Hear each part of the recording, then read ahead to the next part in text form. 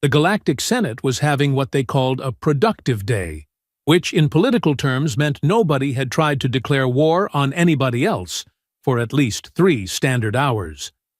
Senator Vex Malik of the Tenthari Confederation was reviewing the morning reports when something caught his attention that made his 4 eyes widen considerably. "Wait," he muttered, his voice carrying that distinct nasal quality that made other species want to stuff cotton in their auditory receptors. "This can't be right." The holographic display in front of him showed the official galactic census update, and there, listed under recently extinct species, was a rather alarming entry. Homo sapiens, Sol system, 3rd planet. Status, total extinction. Cause, self-inflicted warfare and environmental collapse. Last confirmed sighting, 2.3 standard years ago. Vex Malik's tentacles twitched nervously. This was actually quite serious. The humans had been causing headaches for the Galactic Senate for decades now. Not because they were particularly powerful, mind you, but because they had this absolutely maddening habit of refusing to follow any sensible galactic protocols. "Senator Vex Malik," the shrill voice of his assistant, Pip Cora, echoed across his office. "The morning briefing is ready, and might I add, you look particularly stressed today. More so than usual, if that's even possible." Vex Malik shot her a look that could have melted titanium. "Pip Cora, we have a situation. The humans are officially extinct." "Oh, wonderful news!" Pip Cora clapped her 6 hands together enthusiastically. "No more dealing with their ridiculous requests for individual rights and planetary sovereignty. Honestly, the audacity of that species was becoming quite tiresome." "You're missing the point," Vex Malik said, waving the census report in the air. "If the humans are extinct, who exactly has been sending us complaint letters every single day for the past 2 years? Pip Cora's expression shifted from delight to confusion, which on her species looked remarkably like someone trying to solve advanced mathematics while having an allergic reaction. "That's actually a very good question, Senator." The morning session of the Galactic Senate was proceeding with its usual level of organized chaos. Representatives from over 300 species were present, each trying to out-talk the others in what they generously called diplomatic discourse. The topic of the day was trade regulation disputes, which was about as exciting as watching paint dry in a vacuum. Senator Xyle Prime of the Korthan Empire stood at the central podium, his voice booming across the amphitheater. "The proposed tariffs on crystalline exports are absolutely preposterous. My people have been mining those crystals for over 5 millennia, and we will not stand for this economic persecution." Several dozen representatives immediately began shouting objections, creating a cacophony that sounded like a space whale having an argument with a fusion reactor. It was at this precise moment of maximum chaos that something extraordinary happened. The massive doors to the Senate chamber, each weighing approximately 14 tons and requiring a small army of mechanical assistants to operate, suddenly opened with a sound that echoed through the entire building. And through those doors walked a human. Not a hologram. Not a recording. Not some sort of elaborate practical joke involving advanced puppetry. An actual, living, breathing human being. The Senate chamber fell silent so quickly that the sudden absence of noise was actually painful to several species with sensitive hearing. 300 pairs, triplets, and in one case, septuplets of eyes turned to stare at the impossible sight. The human was female, appeared to be in her mid-30s by human standards, and had the kind of confident stride that suggested she either knew exactly what she was doing or was completely insane. Possibly both. She was wearing what appeared to be a standard Earth business suit, which looked remarkably well preserved for someone from an extinct civilization. Senator Vex Malik felt his hearts, plural, skip several beats. This was definitely not supposed to be happening. The human walked straight down the central aisle of the Senate chamber, her footsteps echoing in the absolute silence. She didn't seem remotely intimidated by the fact that she was surrounded by hundreds of alien beings, many of whom had enough teeth and claws to turn her into a very small snack. When she reached the central speaking platform, she looked around the chamber with what could only be described as mild amusement. "Well," she said, her voice carrying clearly through the chamber's acoustically perfect design. "This is awkward." Senator Zal Prime, still standing at the podium, was opening and closing his mouth like a fish trying to breathe air.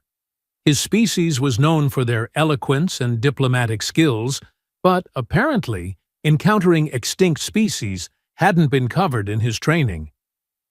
You're, he stammered. "Human?" "Yes, guilty as charged," the woman replied with a smile that somehow managed to be both friendly and slightly terrifying. "My name is Victoria Sterling, and I represent the Terran Colonial Administration. Though I have to say, I'm a bit concerned about the quality of your intelligence reports." She gestured casually toward the massive display screen that still showed the Galactic census with its declaration of human extinction. "According to your records, my species has been extinct for over 2 years now. Which raises some interesting questions, don't you think?" The Senate chamber remained frozen in stunned silence. Several representatives were frantically checking their personal data devices, probably hoping to find some explanation for what they were witnessing. Victoria Sterling continued, seemingly unbothered by the fact that she had just caused what was potentially the biggest diplomatic incident in galactic history. "I mean, I understand mistakes happen. Bureaucracy is complicated, record-keeping is hard, and I'm sure you all have very busy schedules. But declaring an entire species extinct while they're still very much alive and actively trying to communicate with you? That's what we humans call a pretty significant oversight." Senator Cor Theta of the Silicon Collective finally found his voice, though it came out as more of a mechanical wheeze. "This is impossible. Our long-range sensors confirmed the complete devastation of your homeworld. The atmospheric readings showed toxic levels incompatible with organic life. The electromagnetic signatures indicated total technological collapse." Victoria nodded thoughtfully. "Ah, yes, about that. You see, there's something you might not know about humans. We're really, really good at surviving things that should probably kill us. It's kind of our specialty." She walked over to one of the auxiliary display screens and, with a casual gesture that made several security guards reach for their weapons, activated it using what appeared to be a standard galactic interface device. Images began appearing on the screen. Cities. Not the ruins that the galactic surveys had reported, but functioning, thriving metropolitan areas. Humans walking around, going about their daily lives, looking very much not extinct. After the environmental crisis you detected, we did what humans do best. We adapted. Underground cities, atmospheric processors, orbital habitats, generation ships sent to other systems. We didn't die, gentlemen and ladies, and whatever species uses different pronouns. We evolved. Senator Vex Malik felt like his brain was trying to process information that simply didn't fit into any known category. But the surveys, the radiation levels, the complete communication silence. "Oh, the communication silence," Victoria said with a laugh that was definitely more on the scary side of amused. "That was intentional. You see, we kept sending diplomatic messages, trade proposals, requests for membership in the galactic community. And you kept You kept ignoring us. Every single message, every attempt at contact, every formal application for recognition. Ignored. The silence in the chamber was now so complete that the sound of Victoria's breathing was audible. So we thought, fine, if they want to pretend we don't exist, let's see how that works out for them. She gestured around the chamber with a smile that would have made a predator nervous. Turns out, pretending an entire species doesn't exist has some interesting consequences. For instance, all those trade routes that pass through the Sol system, the ones you've been using without permission for the past 5 years? According to galactic law, since we're extinct, those routes should be classified as disputed territory. Several representatives began making choking sounds, which was concerning considering some of them breathed methane. And all those mining operations in the asteroid belt around our dead system? Technically, that's grave robbing. Very serious crime in most galactic legal codes. Senator Vex Malik was starting to understand why his species had developed stress-induced molting. Miss Sterling, surely we can discuss this reasonably. Oh, absolutely, Victoria replied cheerfully. I'm completely open to reasonable discussion. That's why I'm here instead of, say, filing formal complaints with the Galactic Court of Justice for systematic discrimination, illegal resource extraction, and… She paused dramatically. Wrongful declaration of death. The phrase, wrongful declaration of death, hit the Senate chamber like a neutron bomb. In galactic law, wrongfully declaring a sentient species extinct was not just a crime, it was one of the most serious crimes possible. It carried penalties that could result in the dissolution of entire governments. Now, Victoria continued, her voice taking on a tone that was somehow both pleasant and absolutely terrifying. I'm sure this is all just a big misunderstanding. After all, surely the wise and benevolent Galactic Senate wouldn't systematically ignore an entire species just because they found our requests for basic recognition inconvenient.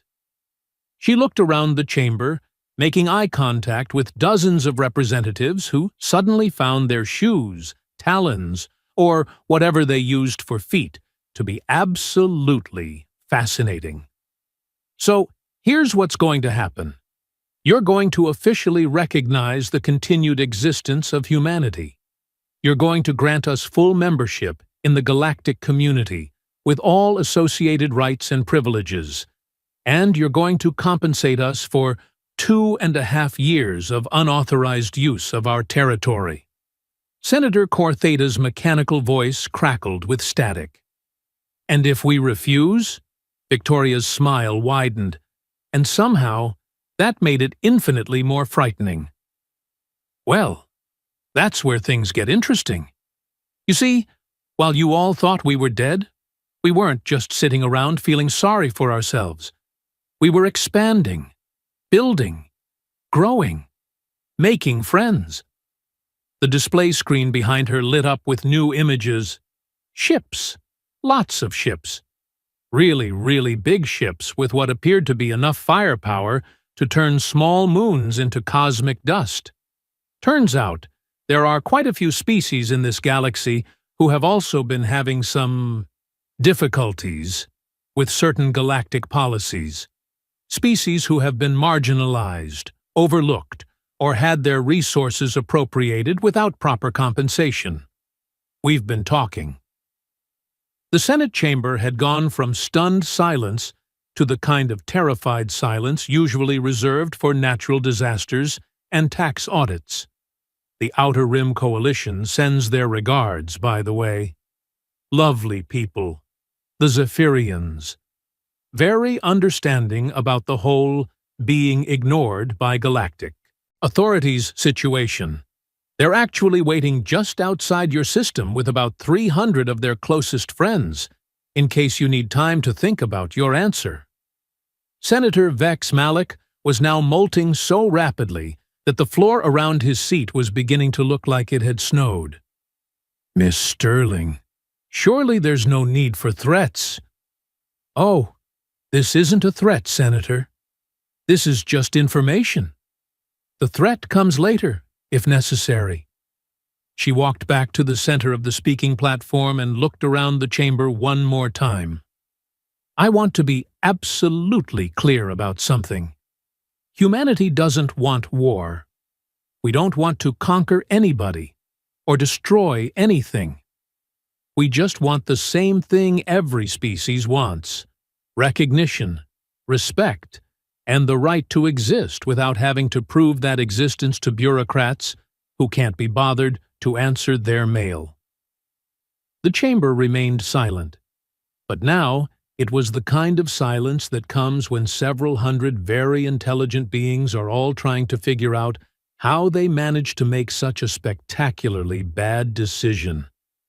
"However," Victoria continued, and that single word seemed to drop the temperature in the chamber by several degrees, "if you continue to pretend that humanity doesn't exist, if you continue to exploit our resources and ignore our sovereignty, then you're going to discover just how creative an extinct species can be when it comes to protecting itself." She turned and began walking back toward the chamber doors. "I'll give you 24 standard hours to make your decision. After that, things are going to get very interesting. Very quickly." As she reached the doors, she paused and looked back over her shoulder. "Oh, and one more thing. That fleet waiting outside your system? That's just the advanced scout. We have friends now. Lots of friends. And they're all very curious to see how the Galactic Senate handles this situation." The doors closed behind her with a sound that seemed to echo through the entire building.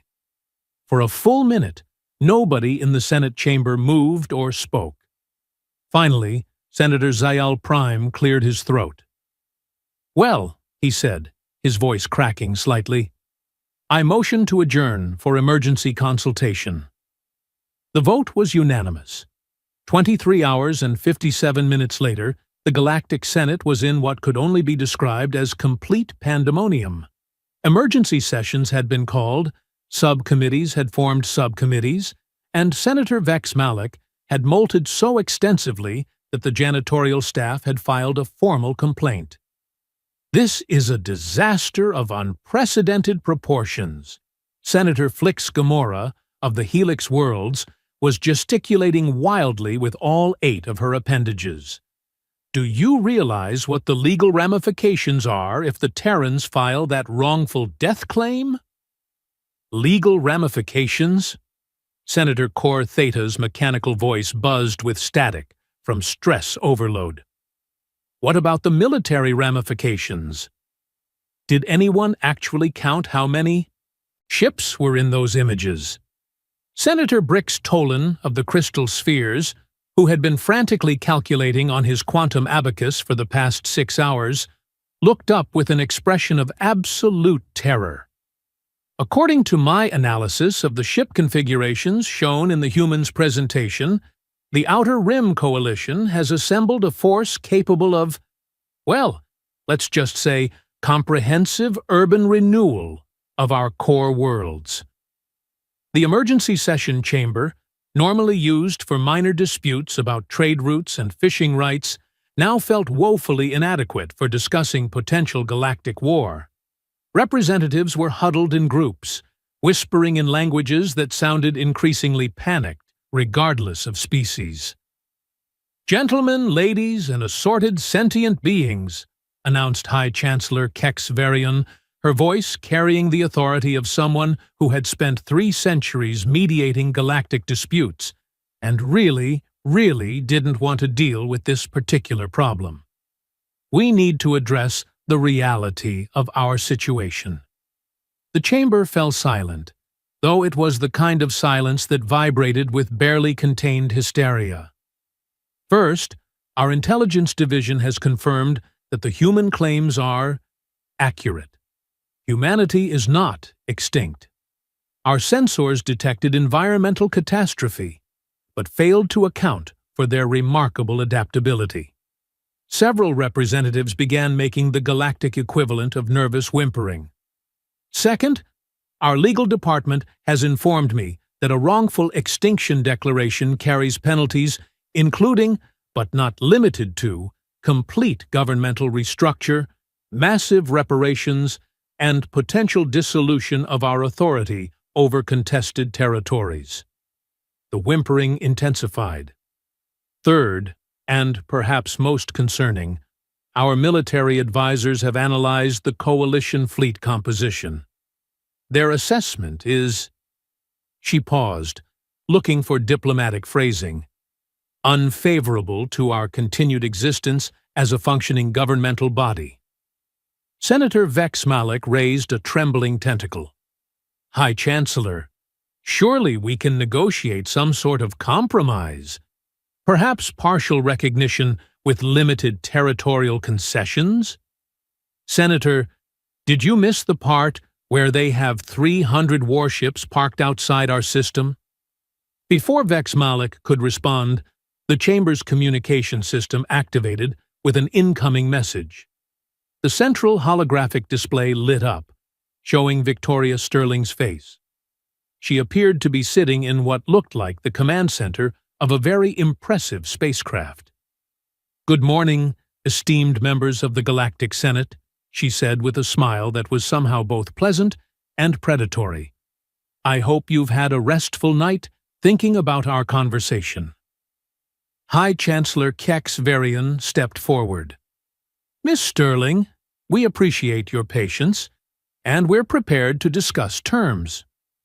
"Oh, how wonderful!" Victoria interrupted cheerfully. "I was hoping you'd say that, because I have some friends here who are very excited to meet you." The camera view expanded, revealing that Victoria was not alone. Standing behind her were representatives from at least a dozen different species, none of whom looked particularly friendly toward the Galactic Senate. "Allow me to introduce Admiral Kes Torva of the Zephyrian Navy." Victoria gestured to a being that looked like it could bench press a small asteroid. "Commander Yith Plexa of the Rim Guard." She indicated a creature with entirely too many eyes and what appeared to be natural armor plating. "And General Rex Quintana of the Free Miners Consortium." Each introduction was accompanied by what could generously be called intimidating stares and what more accurately could be called the kind of looks that made you want to update your will. "Now then," Victoria continued, "my associates and I have been discussing your situation, and we've come to some interesting conclusions." The Senate chamber had achieved a level of silence that was actually creating a mild vacuum effect. "It seems that humanity isn't the only species you've been overlooking. The Zephyrians have been trying to get recognition for their territorial claims for 15 years.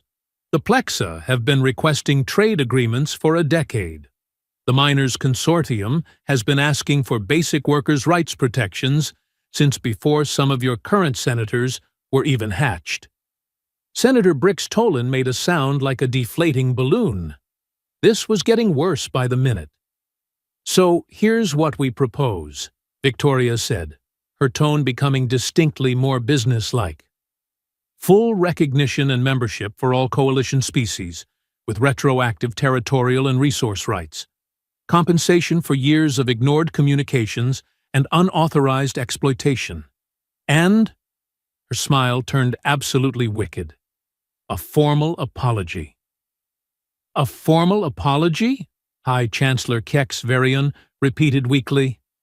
"Oh yes, a public, official acknowledgement that the Galactic Senate made a teensy tiny mistake when it declared an entire living civilization extinct and then ignored dozens of other species for decades." Admiral Kes Torva leaned into the frame, and when he spoke, his voice sounded like gravel being processed in a cement mixer.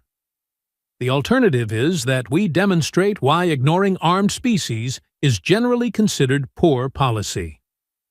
The holographic display shifted to show exterior views from the coalition fleet. The Senate chamber's main screen filled with images of ships that made their own defense forces look like toys. Weapons arrays that could probably crack planets. Shield systems that glowed with enough energy to power small suns. "Now, I want to be completely fair about this," Victoria said, drawing attention back to herself. "We're not unreasonable beings. We understand that mistakes happen. Bureaucracies are complicated. Sometimes important messages get lost in the shuffle." Her expression hardened slightly.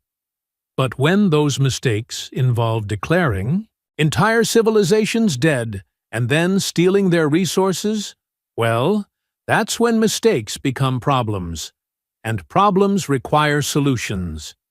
Commander Ythplexa moved into view, their multiple eyes focusing on the camera with unnerving intensity.